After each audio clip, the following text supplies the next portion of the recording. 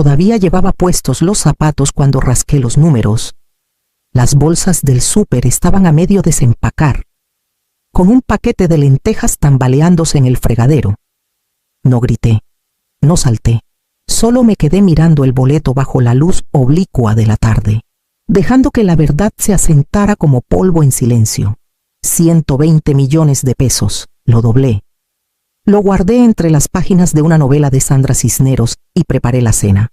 Esa noche, Amalia removía la sopa mientras yo presionaba la masa de pan de maíz en un molde.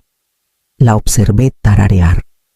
Ajena a todo, pensé en contarle, en abrir la despensa y sacar la novela como si fuera un truco de magia, pero algo me detuvo. Tal vez fue el orgullo, tal vez el miedo. O quizás solo quería algo en esta vida que nadie pudiera interpretar, diluir o decidir por mí. A la mañana siguiente, fui sola a la oficina de reclamos. Les dije que quería todo anónimo y bien sellado.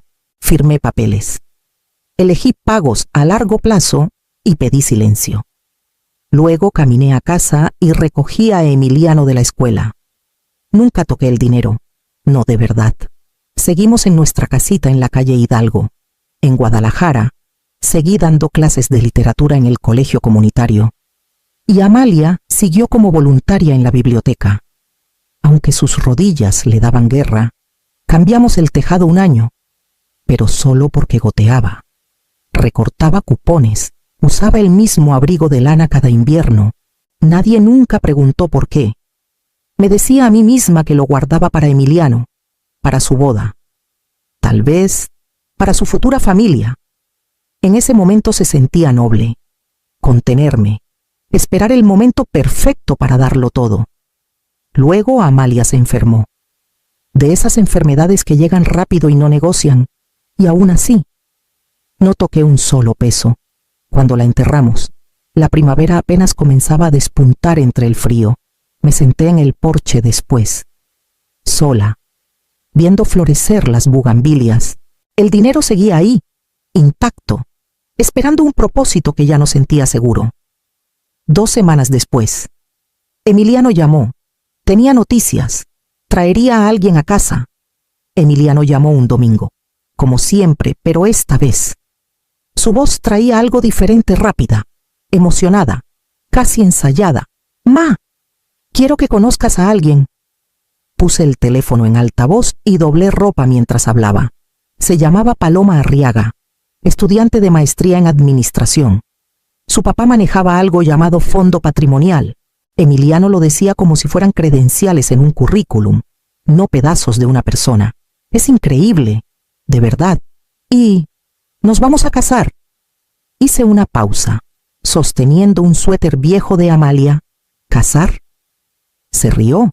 Sí, quería que fueras la primera en saberlo. Vamos a ir el próximo fin de semana. Creo que te va a encantar. Sonreí. Aunque no podía verme, seguro que sí. Paloma llegó con aretes de perlas y un blazer entallado. Aunque hacía calor para Lino, me dio la mano con la confianza de quien está acostumbrada a ser presentada. Su mirada recorrió la sala como si estuviera haciendo un inventario. Me encanta lo acogedor que es este lugar, dijo. Tan vivido. Los libreros casi parecen de otra época. Serví té. Rechazó el azúcar. Emiliano se sentó más derecho de lo normal, como si lo estuvieran evaluando. Cuando le pregunté por la clínica, dijo que era una gran oportunidad para futuras alianzas. Oportunidad, alianzas.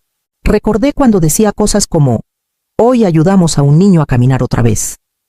Ahora hablaba en sustantivos abstractos y palabras de moda. Paloma cruzó las piernas y preguntó por mi industria antes de jubilarme, cuando dije que enseñaba literatura. Asintió con cortesía. Qué valioso. Contar historias es clave para el branding ahora. No quería hacer daño. No exactamente, pero había una distancia en cada palabra. Como si hubiera estudiado mi mundo en un caso de negocios. Emiliano no lo notó. Seguía sonriendo, con las manos cruzadas como esperando aprobación. Esa noche, después de que se fueron, me quedé en el pasillo mirando nuestra pared de fotos.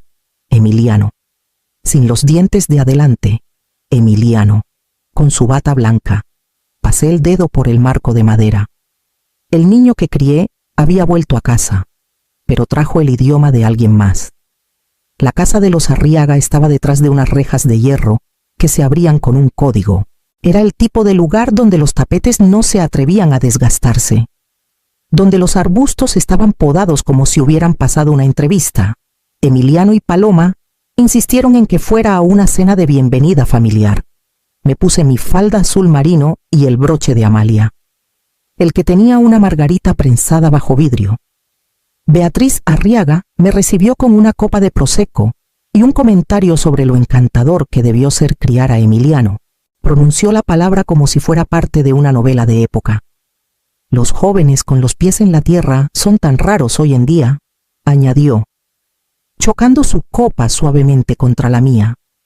Seguro hiciste lo mejor con lo que tenías. Sonreí y tomé un sorbo. El comedor estaba silencioso como catedral, iluminado por una lámpara de araña del tamaño de mi mesa de cocina. Nos acompañaron 2 miembros del consejo de la firma del papá de Paloma. César hizo las presentaciones. Luego me miró con una sonrisa que no llegaba a sus ojos. Entonces, Consuelo, ¿sigues ocupada desde que dejaste? Era educación, ¿verdad? Sí. Literatura, ah, qué bonito. Es tan importante mantenerse activa mentalmente. Me pregunté si se daba cuenta de que me hablaba como a una paciente recuperándose de un derrame. La cena llegó en platos: tomates heirloom con escamas de sal marina, medallones de cordero sobre puré de trufa. La conversación flotaba entre reestructuraciones de fondos, donaciones universitarias, legados. Emiliano asentía. Paloma brillaba. Yo escuchaba y pasaba la sal cuando me la pedían. Crucé la mirada con Emiliano una vez al otro lado de la mesa. Intenté sonreír, tender un puente, pero él apartó la vista rápido, respondiendo algo sobre becas de investigación. Más tarde, con el postre, Beatriz se inclinó hacia mí y dijo en voz baja, es maravilloso que Emiliano haya superado.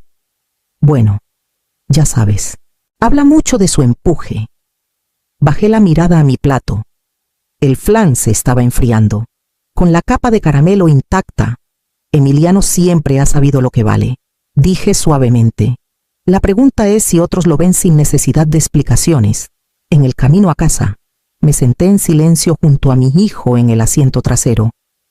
Con las luces de la ciudad parpadeando a través de los vidrios polarizados, él parecía cansado, o tal vez no quería mirarme a los ojos. Al día siguiente de la cena, abrí el closet de la recámara de visitas, el closet de Amalia, y bajé la caja de cedro que solíamos llamar el cofre del algún día. Olía ligeramente a eucalipto y papel. No sabía qué buscaba. Tal vez un recuerdo que no estuviera doblado por el tiempo. Encontré el sobre en el fondo, detrás de una carpeta descolorida con dibujos de Emiliano de primaria.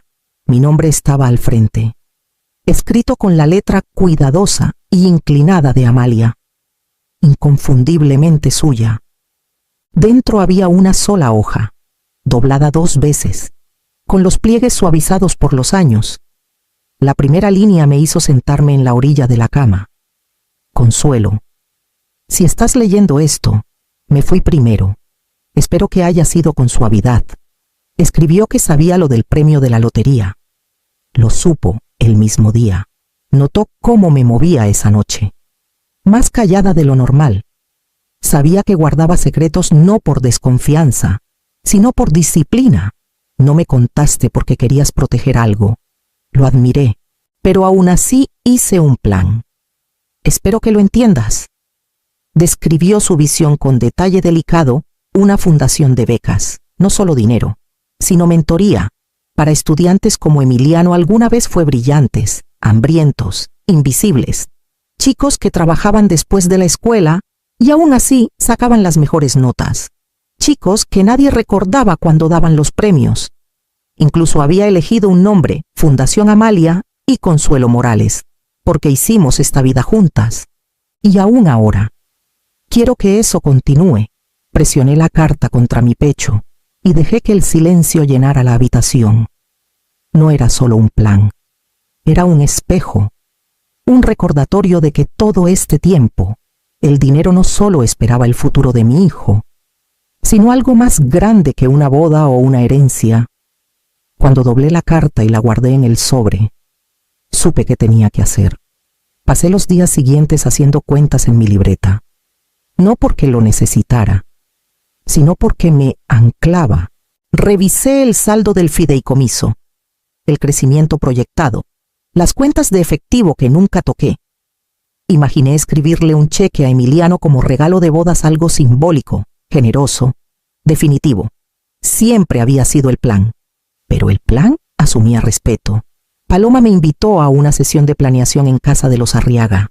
Lo llamó brunch de trabajo.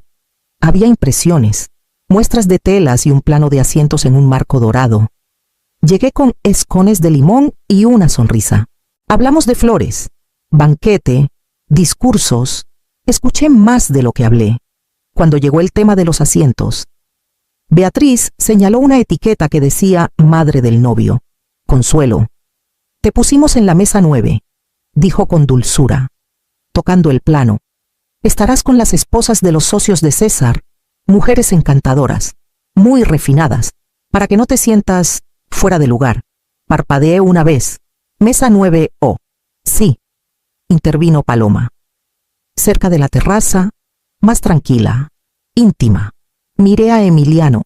Estaba revisando el borrador del menú. No levantó la vista, no dijo nada. Pensé en la carta de Amalia en mi bolsa, en la fundación, en la elegancia silenciosa de poner tu nombre en algo que crece más allá de ti. Doblé mi servilleta lentamente y la puse sobre mi regazo, alisándola con ambas manos. Mesa 9. Hubo un tiempo en que habría escrito el cheque de todos modos, diciéndome que la generosidad bastaba, que amor y dinero podían vivir separados, pero al ver a mi hijo achicarse para mantener cómoda a alguien más, entendí algo: el amor sin dignidad se pudre en las entrañas. Cuando terminó el brunch, dejé los escones en la barra y agradecí que me incluyeran. Caminé a mi coche. Abrí la puerta y me senté un momento antes de encender el motor. Esa noche, saqué mi libreta, taché Emiliano, regalo de bodas, y escribí una sola línea debajo: mantener la línea. La cena de ensayo fue en un restaurante boutique, en el centro de Guadalajara, pisos de mármol, paredes con espejos y meseros de delantal negro que se movían como sombras. Llegué 10 minutos antes, como siempre. La hostess apenas miró mi nombre antes de llevarme al salón reservado. La mamá de Emiliano, que viene de fuera, anunció Beatriz al entrar, agitando la mano como si presentara a la florista. Algunas cabezas se giraron, la mayoría no.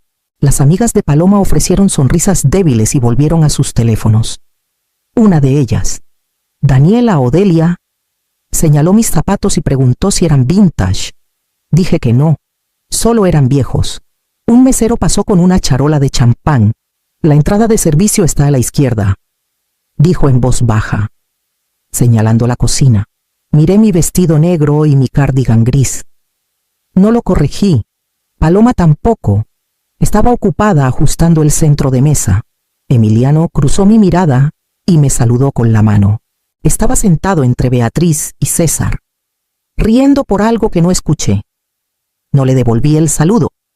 Solo busqué mi asiento esquina lejana, bajo una rejilla de aire, y pedí un té. La sala zumbaba con charlas sobre lunas de miel y casas en San Miguel de Allende. Tomé mi té despacio, escuchando el murmullo de un mundo que ya no reconocía. Cuando alguien mencionó el precio del pastel, pensé en el que Amalia y yo hicimos para el 5º cumpleaños de Emiliano, un dinosaurio chueco cubierto de demasiado betún verde. Sirvieron la cena. Vinieron los brindis. El hermano de Paloma bromeó sobre cómo Emiliano tenía corazón de maestro, pero al fin subió de categoría. Tomé mi té, firme y callada, y no dije nada. Al día siguiente, me puse el mismo cardigan y fui a la boda. El salón olía a rosas y dinero. Un cuarteto tocaba algo lento y elevado, mientras los invitados se dirigían a sus mesas. cada lugar marcado con caligrafía y menús con bordes dorados. El mío decía Mesa 14. La encontré cerca de las puertas de la cocina. Detrás de una columna de mármol, las sillas tambaleaban un poco al borde de la alfombra. Estaba sentada entre una asistente de la florista que no dejaba de ver su reloj y un becario nervioso de la firma de César que pensó que era la tía abuela de alguien. Hablaban a mi alrededor, no conmigo, y estaba bien. Vine por Emiliano. Lo vi deslizarse entre las mesas con su traje entallado, estrechando manos, abrazando a los primos de Paloma, agradeciendo a los socios de César como si fueran familia. Beatriz brillaba a su lado, una mano descansando ligeramente en su brazo, la otra sosteniendo su champán. El brindis vino antes del postre. Emiliano tomó el micrófono con una sonrisa suave. Agradeció a todos por venir. Dijo lo agradecido que estaba por unirse a la familia Arriaga. Habló de su generosidad, sus valores, su increíble bienvenida. Levantó su copa hacia Beatriz y César. Ellos brindaron de vuelta. No hubo mención de Amalia, ni de mí. El salón aplaudió. Alguien secó una lágrima.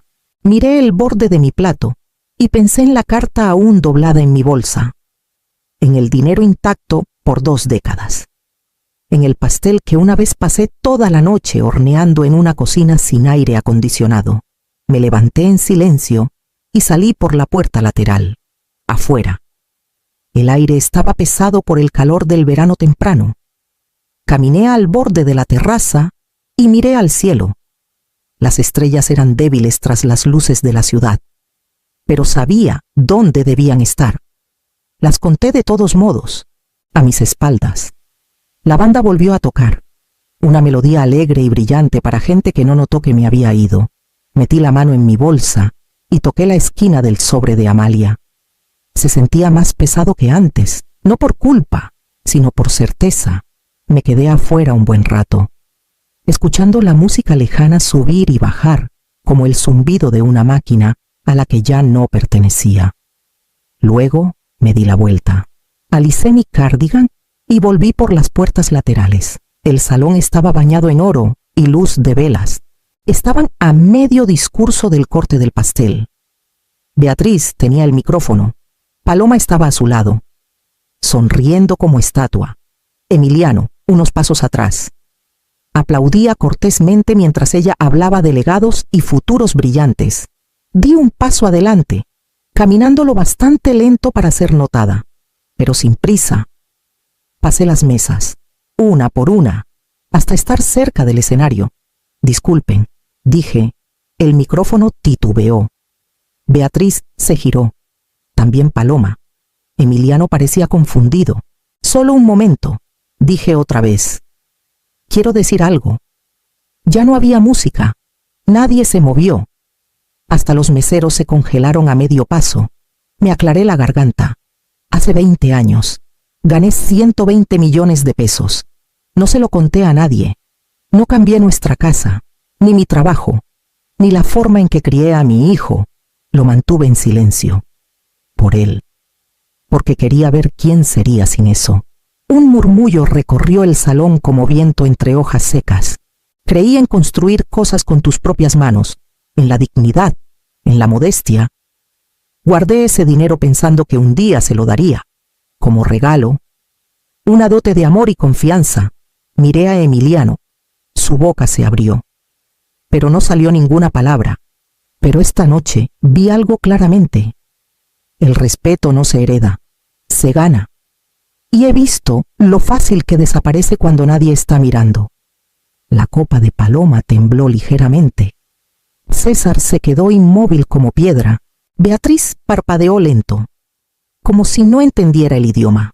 Doblé el sobre pequeño en mi mano. Lo sostuve una vez contra mi pecho y lo guardé en mi bolsa. No estoy aquí para avergonzar a nadie. Solo necesitaba decirlo, sobre todo para mí. Luego bajé del escenario. Pasé las mesas una vez más y caminé hacia la salida. Estaba casi en mi coche cuando escuché la puerta abrirse detrás de mí. Ma. Espera. No me giré. Esperé. Los pasos de Emiliano se ralentizaron al alcanzarme. El silencio entre nosotros tan denso que se podía palpar. ¿Por qué no me lo dijiste? Su voz se quebró. Lo enfrenté. La corbata que llevaba estaba ligeramente torcida ahora. Su saco colgaba abierto, arrugado por estar sentado. Parecía más joven que en el altar. Más joven. Y de alguna forma, más pequeño, porque necesitaba ver quién sería sin eso. Abrió la boca, la cerró, negó con la cabeza. Nunca habría dejaste que me sentaran atrás, dije. No con dureza, solo con claridad. ¿Viste cómo desaparecía? Bajó la mirada. No sabía qué decir. No quería hacer una escena. No tenías que hacer una escena. Solo tenías que mirarme a los ojos. El aire olía ligeramente a gardenias y asfalto. Adentro, alguien rió demasiado fuerte. Un brindis seguía en marcha. Metí la mano en mi bolsa y saqué la carta de Amalia. Tu madre sabía. Tenía planes. No para yates ni acciones. Quería una fundación, algo que importara. Puse el sobre en su mano, no lo miró. Solo lo sostuvo como si quemara. Pensé que lo guardabas para mí. Dijo en voz baja. Lo hacía, pero ya no así. Asintió lentamente, con lágrimas asomando ahora. ¿Qué hago? Tú decides si quieres ser el hombre que criamos, o el hombre al que aplauden. Me acerqué. Toqué su mejilla como solía hacerlo tras sus pesadillas. No eres malo, Emiliano, pero olvidaste quién eras. Ese es un olvido peligroso. Su voz era apenas un susurro. Es demasiado tarde, lo miré. No al traje, ni al reloj, ni a la confianza prestada, sino al niño debajo de todo eso. No estás listo, dije. Todavía no. Luego abrí la puerta del coche. Me senté al volante y dejé que el motor rugiera bajo mis manos. La cocina estaba en silencio. Salvo por el suave rasguño de mi pluma, firmé la última página. La feché y cerré la carpeta. La Fundación Amalia y Consuelo Morales ahora era oficial, financiada, estructurada, construida para durar más que el duelo, más que el silencio. Trabajé con una firma pequeña, nada ostentosa, un abogado local, un contador que conocía desde mis días de maestra. Pasamos semanas delineando los detalles. Becas completas para estudiantes subrepresentados, los primeros en sus familias en ir a la universidad. Futuros maestros, ingenieros, enfermeros, estudiantes como Emiliano alguna vez fue. Antes de los trajes, los discursos y las salas que se inclinan ante el dinero, la fundación cubriría colegiaturas, libros, mentorías, y cada estudiante recibiría una carta con las palabras de Amalia: tú importas. No por lo que tienes, sino por lo que te atreves a hacer. Me serví una taza de té y me senté en la mesa, en el mismo lugar donde Emiliano leía sus listas de ortografía en voz alta, donde Amalia corregía a mano los ensayos de sus alumnos. La luz que entraba por la ventana era suave. La mañana se había tomado su tiempo. Emiliano no había llamado. Todavía no. No esperaba que lo hiciera. Tomaría tiempo desaprender las cosas que había empezado a creer ciertas. Pero yo tenía tiempo. Volvería. Lo sabía. No estaba perdido. Solo desorientado.